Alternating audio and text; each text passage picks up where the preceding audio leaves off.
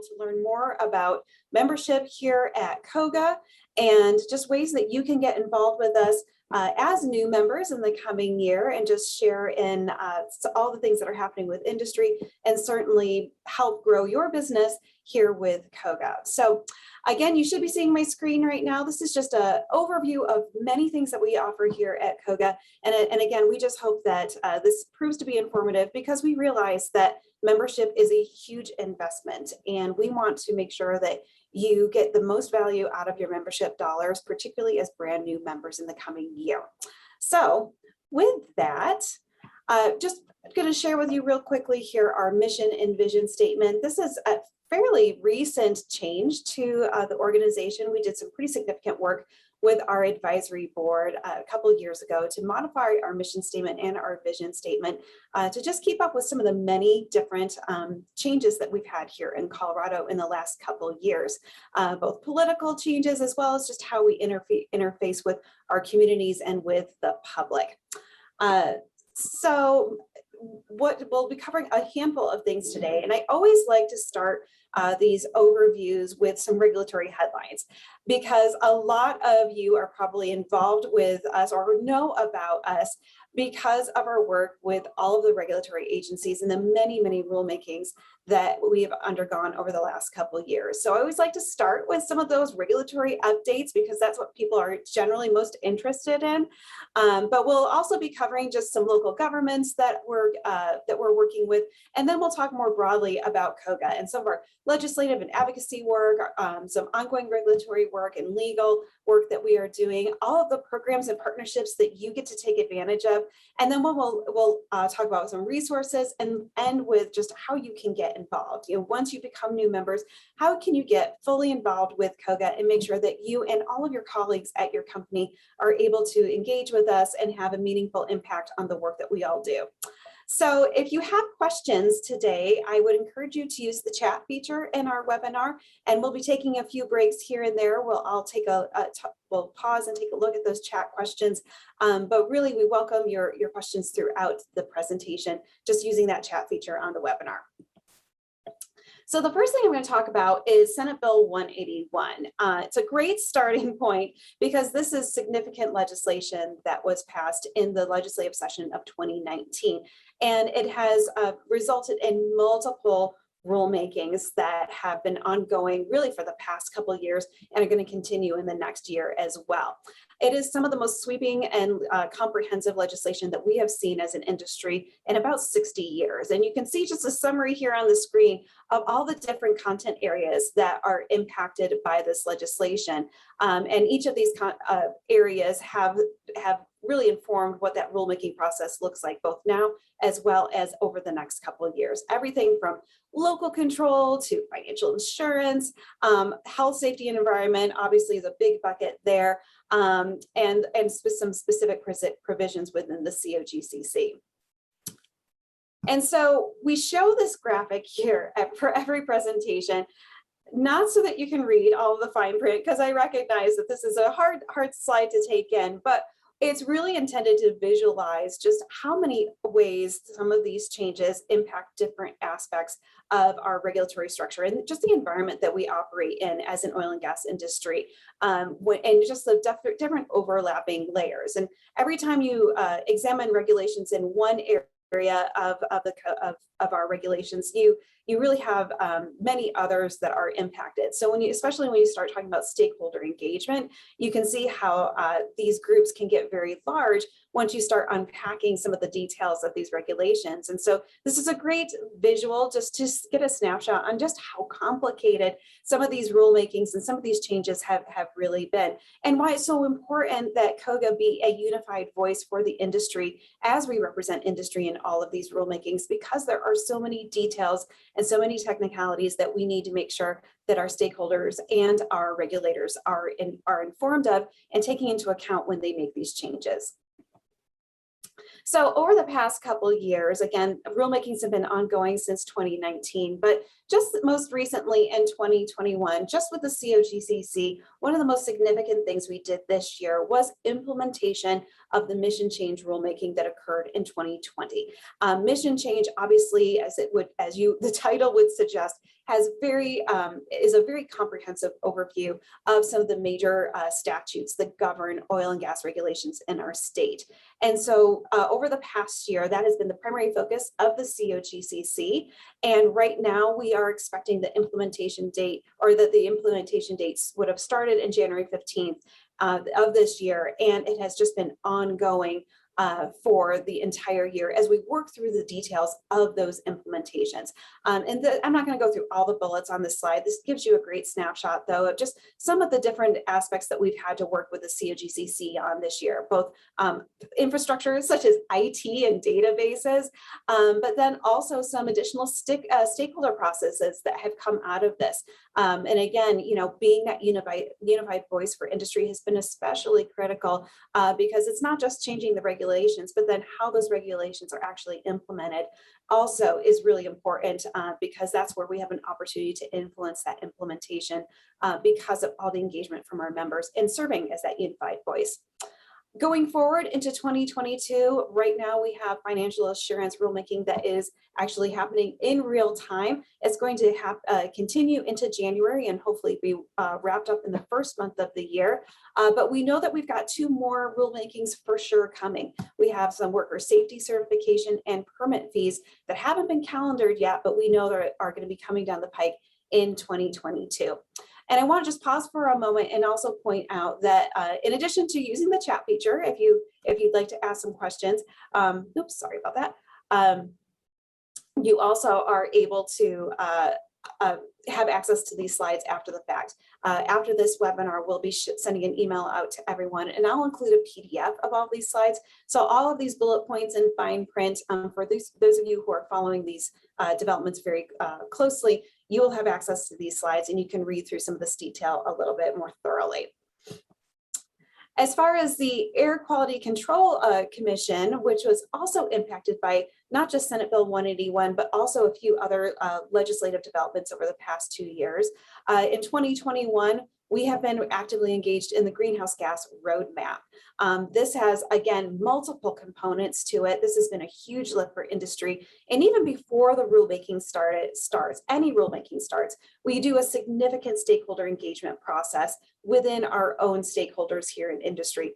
And the reason for that is that when the state does formally start their rulemakings, we've already done a lot of work as an industry to come up with best practices and recommendations that we can present to the state in a really cohesive and unified way. That really makes for, at least it can help make that whole rulemaking process run a lot smoother because of that advanced work that we do with our members. So again, you can just see all the different components that are part of this greenhouse gas roadmap and all of the potential stakeholders that have had to be engaged in this in order to make this successful. That is ongoing right now. That is in real time happening this month, and we'll expect that to be wrapped up really in the next couple of weeks. We have some additional rulemakings of this past year around some modeling guidance and inventory and permitting database. That's been a big lift for us as well.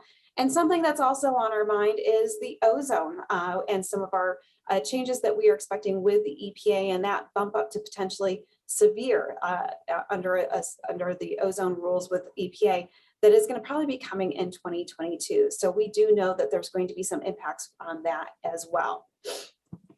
And again, looking ahead to the new year, we know that engines is going to be a really big focus of the Air Quality Control Commission, as well as emissions. That's been ongoing.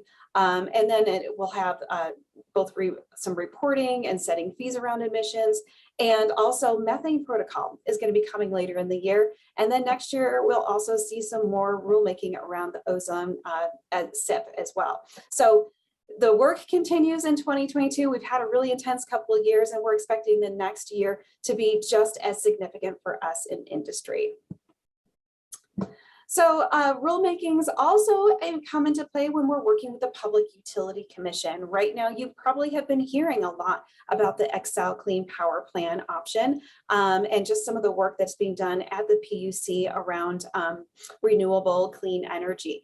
We are expecting some of this to be in place early in the year of 2022, but certainly that has also resulted in a lot of industry engagement to get to that place. We also know that there's going to be some additional work in the coming year as more utilities are required to comply with some legislation that was passed this past year. And we just know this story isn't over, and that we're going to see just additional regulations in the coming year as a result of some of this early work. And we also, of course, work with federal agencies. We know that the EPA has been following what's happening in Colorado really carefully. We are, frankly, a trailblazer on regulatory activity, which has its pros and cons. You know, to be leading the nation in some of these regulatory changes, it certainly is a challenge.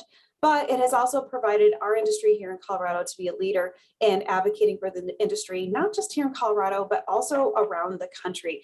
And some of these federal actions are great examples of that. And so how we've engaged with the EPA on the OOC rules, the PHMSA pipeline safety, that's been an ongoing issue for the past couple of years, and something that our midstream companies have also been very engaged on. We also know federal lands has been a big topic, particularly with our new administration and how we access those federal lands for our operations. And fortunately, COGA has many partnerships with national trade associations who are often taking the lead on some of this federal activity. But again, because Colorado has been on the front lines of some of these changes, our national partners really look to Colorado and partner with us to navigate through these issues, because they know that this is going to be something that's going to affect the rest of the country through some of this federal activity. And, you know, again, we don't want to leave local governments out as well, because we know that especially in Colorado, local governments do have quite a bit of local control over siting and other local land use decisions. So it's really important as a trade association that we not just engage with state and federal government, but that we also engage with our local communities as well, because that is where many decisions are now being made. And so we do have dedicated staff members who work with all of the both municipal and county governments in the areas where we have operations.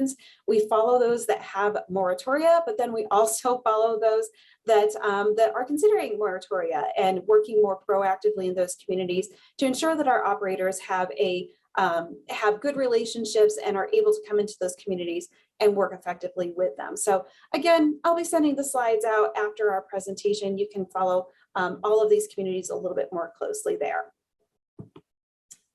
So before I transition, again, I'm just checking to make sure we don't have any questions on the chat, and I'm not seeing that we have any with the Q&A, and that is fine.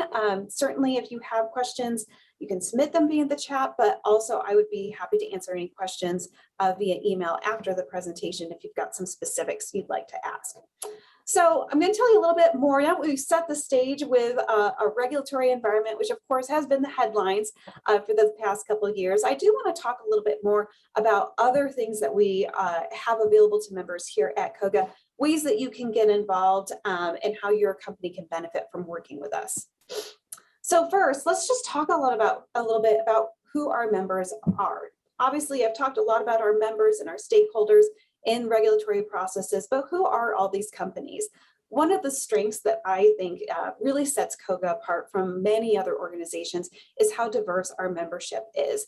We are really representative of the entire oil and gas industry vertical, so to speak. We have our oil and gas producers, but we also have our service companies, our midstream companies, all of those downstream stakeholders that involve, such as our gas processing and utilities. We have a tremendous number of support services and professional firms that support industry.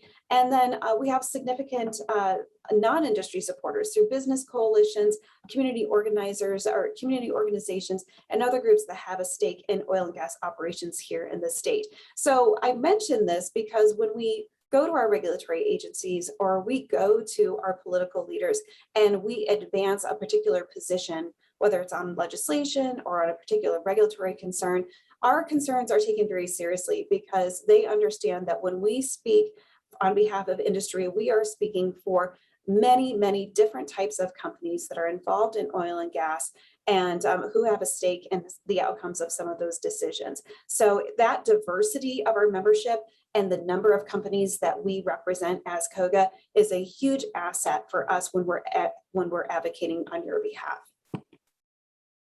And speaking of advocacy, there's three major prongs to our advocacy program. Obviously, we're very involved in government relations, and we have contract lobbyists that are at the state capitol every single day working on our behalf. But there's other ways that we engage our members effectively for legislative work and for advocacy. And the first is employee engagement. We've recognized over the past years that it's very important for both local and state policymakers to know who our employees are. These are 85,000 employees throughout the state that work in oil and gas and are deeply involved in our community. And it's important sometimes for our political decision makers to actually see who those employees are and have them attend legislative hearings or attend town halls where oil and gas issues are being discussed, so that our leaders can really connect the dots on who these people are and really puts a face on the industry. We also have our COGA LEAD program, which is really focused on educating both local and state elected officials on the key issues and around our operations, so that way when they are looking at policies and proposals, they are coming from an informed place and that they understand how the industry works. And then our last piece of that program is our Energy Advocate program. And again, this is something that is so easy for our industry to get involved, because it really just provides information. It's a newsletter that you can subscribe to, and it provides information not just to you, but to anyone working for your company, where you can follow just key developments at the Capitol or key developments at some of our local communities and look for opportunities where you might be able to get engaged. There might be opportunities for you to send your legislator an email or to send a note to your mayor about something that might be happening right in your backyard. And we give you those resources and tools through our Energy Advocate program so that you can easily advocate as a member of the community and also as a member of our industry. And, circling back to some of our state and regulatory engagement, certainly rulemakings, again, have been the headlines, but even without rulemakings going on, we have a very long history at COGA for having proactive and established relationships with all of our major regulatory agencies in the state. So we have, on an ongoing basis, always worked closely with the COGCC and the Land Board and Parks and Wildlife, and then also with the State Health Department too, and specifically air pollution, water quality, and hazardous waste. These are all agencies that have been doing the good work at the state level, working with industry for many, many years. And while sometimes those rulemakings tend to steal the headlines and they're the issue of the day, it's really important to remember the importance of proactive relationships, because frankly, it is some of these proactive relationships that have positioned COGA so well to be able to advocate for agencies or advocate for industry during these rulemakings, because we've been there since day one working with them. Here's just a great example. We've got some rulemakings that are listed here, but we also have some ongoing work that has always been part of our agenda. Things like worker safety and T-norm and permitting. These are all things that have been on our agenda and have been really worked on in partnership with our state agencies that maybe don't always make the headlines, but again, just establish those relationships, establish us as credible advocates for not just the industry, but really for the state as well. And then our local regulatory engagement, again, you would imagine, is really based in areas where we have operations. And so Weld County is a really important priority region for us from a local government perspective, as well as Garfield County. And we're very lucky that in both of those regions, we have very strong local chapters who are our boots on the ground and really focused more locally in those relationships, both in North Central COGA chapter, as well as the West Slope chapter of COGA. We also use local business coalitions and local chambers of commerce very strategically in building those relationships, and also, again, just establishing a really positive presence for our operators in those communities. In the coming year, we have expanded our work to focus very specifically on disproportionately impacted communities. And if you have been following state regulatory developments at all, You know that this is something that has been elevated very recently, both with the health department and with the COGCC, as they are really looking to make sure that we are addressing some of the impacts on communities, disadvantaged communities, in those regions where we operate. And so we have expanded our outreach in a very strategic way to include some of those partners in the communities who work with disproportionately impacted households as well as vulnerable populations, to ensure that they are adequately represented in some of these conversations at the state level as well. And again, that's where all of those partnerships that we've developed over many, many years in local communities has really proved to be a huge strategic advantage for us, to make sure that we are providing those resources to the state and ensuring that those communities are being seen and being heard. And again, you know, we obviously work closely with the operators that are in those communities as well, both with engaging their employees where possible, where needed, and also just making sure that we're all unified in our message as we work with our local communities. And so pivoting just a little bit, but still talking about advocacy.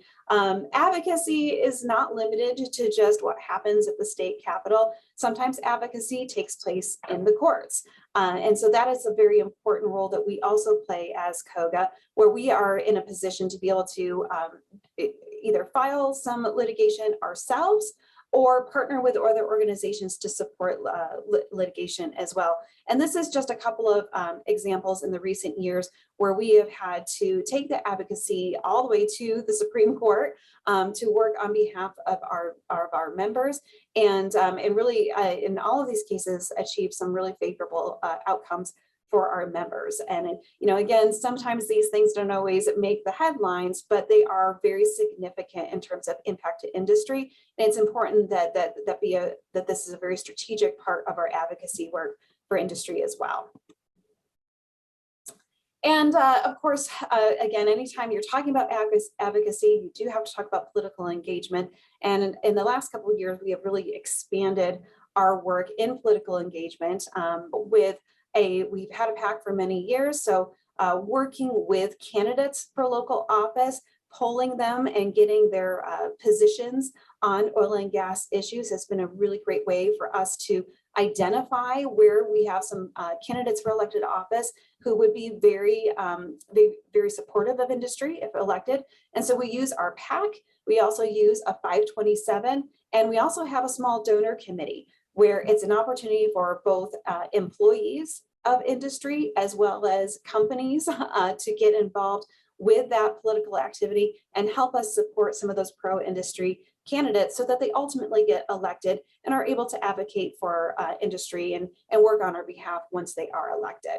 So again, these are great ways to not just get involved as a company, but also perhaps find some avenues for your employees to get more involved with us and to feel like they're really making a difference on some of these outcomes that we're all working so hard for. So in addition to all of that advocacy work, we also have several programs that certainly you'll want to get involved in. We've already talked about our Energy Advocate program. We also have an annual meeting every year that's in November. It's a really great networking event. It's actually our second most largest event of the year. We have the Energy Leadership Collaborative, which is a women's mentoring program. And then for those of you who are small operators, we actually have several programs throughout the year that are targeted just for small operators. But we have a dedicated mini conference for you every fall where we bring in state agencies and really provide some more customized content for our smaller operators, because we do recognize that there are just some nuances and some differences for our small operators. And we want to make sure that that you have an opportunity to learn more about working with the state and some of those developments, but also have more of a tailored audience as far as just those unique concerns of small operators. We'll talk a little bit more about programs when we get into some of the ways that you can get involved, but this is just a quick snapshot of the range of programs that we do offer. Some of you may be here today because you've attended an Energy Summit conference in the past. This is a conference that is going to be in its 34th year and this coming August. It is our largest event of the year, typically draws between 800 and 1,200 people for a couple days here in Denver. And it's just, it is really one of the largest Rocky Mountains conferences in the country, really, that brings together all types of stakeholders, not just people from oil and gas, but this is also a conference that brings in political and business and civic leaders as well. And it is just a really great convening of so many different types of parts of our community, but a really great opportunity for us to all learn about some of the big picture issues that are affecting oil and gas here in Colorado, in the region, but also on a national stage as well. So certainly that is something that you're going to want to get involved in if you aren't already. And as a member, you also receive discounts on sponsorship for the conference as well as your registration. So that's an important benefit of being a member as well.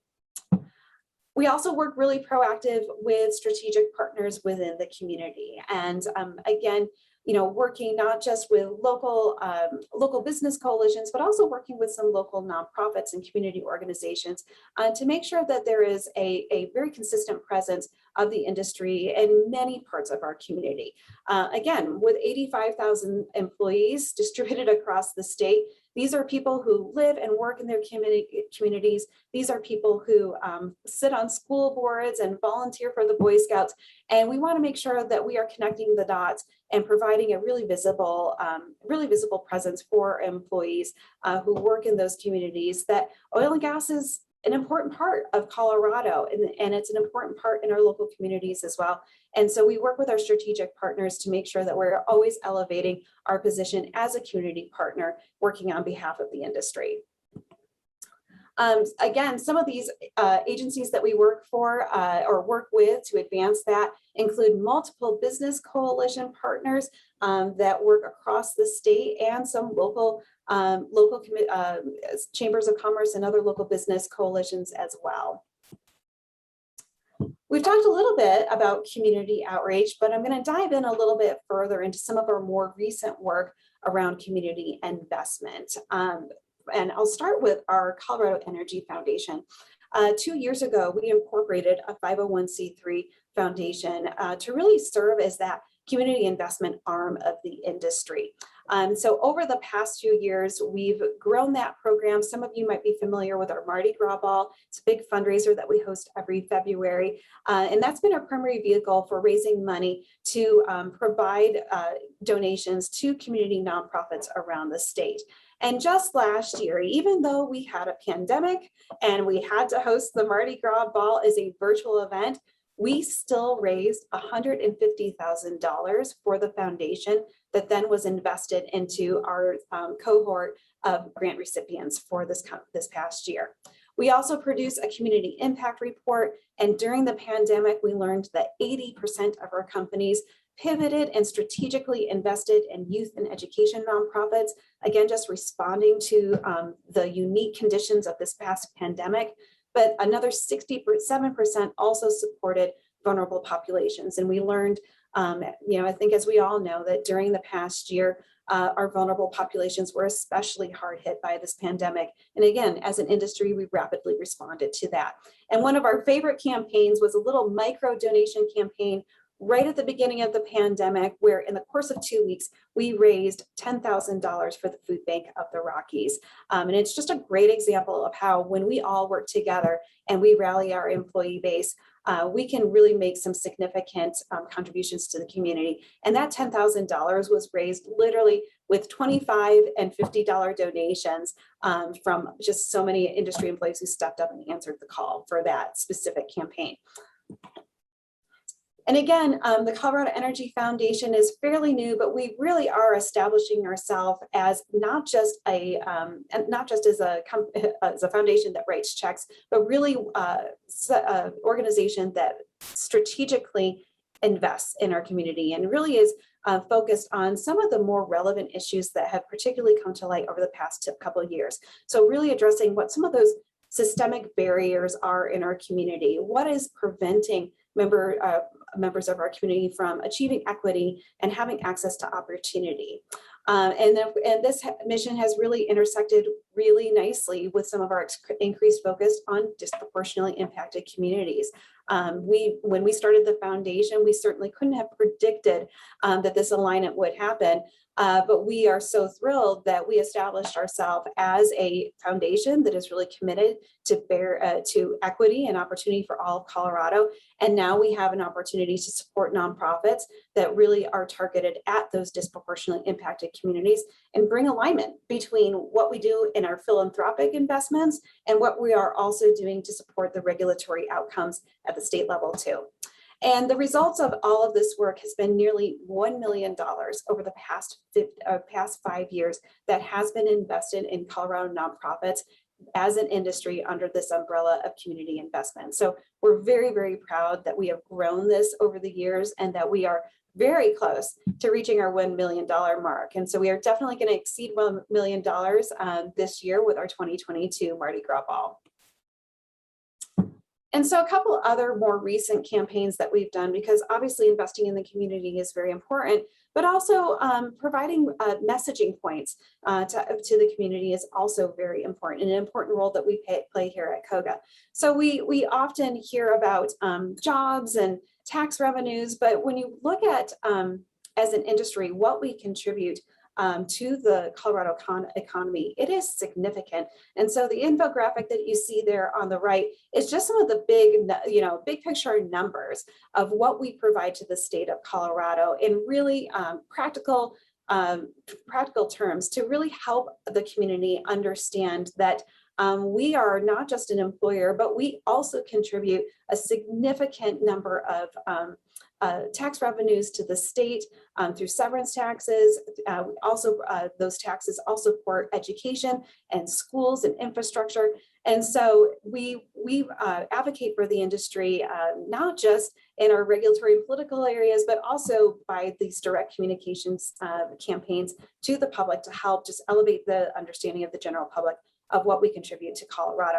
The fun infographics on the left there is a new campaign. It's a digital campaign that we launched this year. And again, just tying the oil and gas industry to how people use our products in their daily lives. And so everything from the kayaks that you use on the rivers and the the golf clubs that you use on the golf course, and of course being able to just go out and enjoy our great outdoors and be able to go camping and all the things that we use on a daily basis that are possible because of oil and gas. And so that's been a really great addition to our communication strategy this year that has gotten a lot of positive attention as well. And so now we're getting a little more into just some very specific things that you all can get involved in as brand new members in the coming year. Again, I've talked a lot about the work that we do, and frankly, as a small staff, we rely on committees to do a lot of this work. And so one of the best ways to get immediate value out of your membership is to get involved in one of our committees. And this is an opportunity for you to focus on a specific area of expertise that you might have and get involved in one of our policy committees that aligns with your area of expertise. But it's also an opportunity for you to stretch yourself a little. There are certainly many opportunities here where you can get involved in a committee where, for example, community outreach and investment. Maybe it's not something that you do in your daily job, but it's something maybe you're interested in doing more of as a company. That's a great committee to get involved in and just understand more about community investment strategy. We have our conference. We're always looking for able-bodied volunteers who want to work with us on planning our conference. And there's just many, many ways that you can get involved with COGA through a committee. And if you need some help on finding the right fit, certainly COGA staff can help you out as well and help find the best committee that meets your needs. Another immediate way that you can get involved with us is with our Member Spotlight program. This is an opportunity for you to provide an educational seminar for all of our members. So you choose the topic that you'd like to present on. We handle all the logistics. We do the marketing. We provide the platform and bring the attendees to you. So that's a great way for you to, especially as a new member, make a splash and get your name out there as an expert in the industry and make some valuable connections. Those typically are held as lunches, but because of the pandemic, we have pivoted and we offer those as webinars now. But the plus side of that is it has also made it a lot easier for people to attend. So especially if you have folks that maybe aren't in the Denver metro area that you would like to include in this, this is a great, webinars have proven to be a really great way to involve folks no matter where you live. Also, want you to save the date for our Mardi Gras ball. That is scheduled for February 25th this coming year. It is going to be in person, so we're really thrilled to bring back an in-person event for that. But again, as a brand new member, this is a way you can come to this event. We're expecting around 500 people to join us.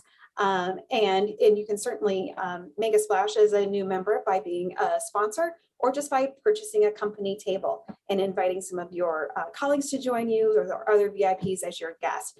It's a really fun evening, and we raise money for the Colorado Energy Foundation and all of our grantees that have been selected this year to receive grants. So definitely mark your calendars for that.